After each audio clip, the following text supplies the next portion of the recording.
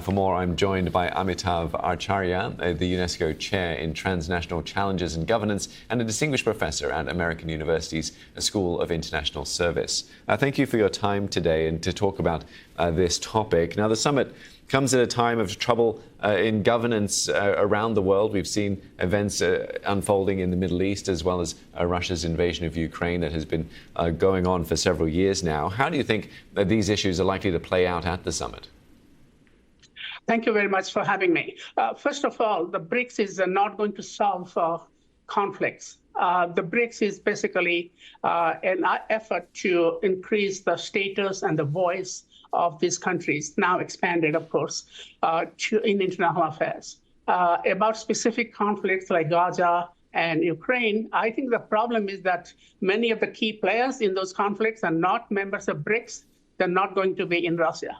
However, generally, it will help Russia to break out of isolation, the isolation that it is in after its invasion of Ukraine, and also pursue some of its agenda. For example, creating an alternative payment system.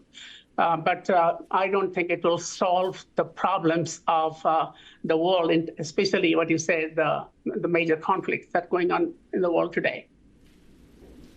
And now you mentioned there about moving away from the US dollar. Talk to us a bit more about that and elaborate, if you can, on what Moscow is trying to do here and if other countries are actually on board with this.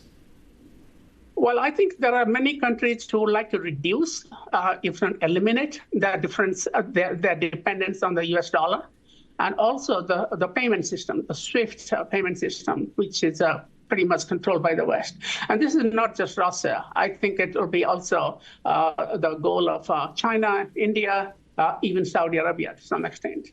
But that's a very long-term goal. That's a very ambitious goal. But if they can find a way to create at least kind of a minimal system that bypasses the SWIFT or the payment system. And in the long term, through both bilateral and multilateral currency cooperation, and that reduces the dependence on the US dollar, then I think that will be a very significant achievement for the BRICS. But we're not looking at the end of the dollar dominance quite as yet. Now, BRICS is Brazil, Russia, India, China, and South Africa. Other members are keen to join, it seems. What do you make of this grouping growing? BRICS is not 10 countries. So there are 5 new countries that joined this year. And that will be Egypt, Ethiopia, Saudi Arabia, United Arab Emirates, and of course, most controversially, Iran.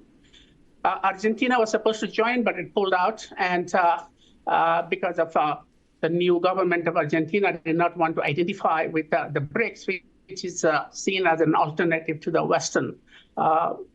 Western-led international order.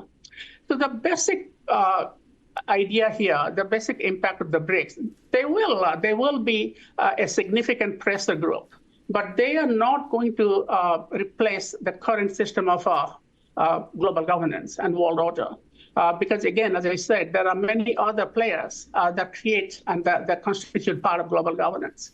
The main problem of the BRICS is that some of the leading members are not friends with each other. India and China, the 2 leading BRICS members, are nearly at war. And of course, the new members will expand differences. For example, Iran and Saudi Arabia are not the best of friends.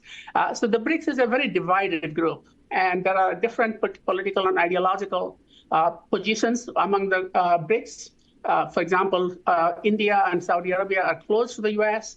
Iran, of course, is close to China. So these differences will prevent them to replace or even significantly dilute the current international order.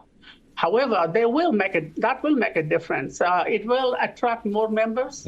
So there are other countries lined up, possibly countries like Indonesia, Malaysia. And as it expands, the BRICS will increase its influence in international affairs without necessarily creating a parallel or alternative world order. Yeah, and this summit runs for the next 2 days, so we'll have to see what comes out of it as well. Thanks, Amitav, for your time today. Amitav Acharya, the UNESCO Chair in Transnational Challenges and Governance. Thank you very much.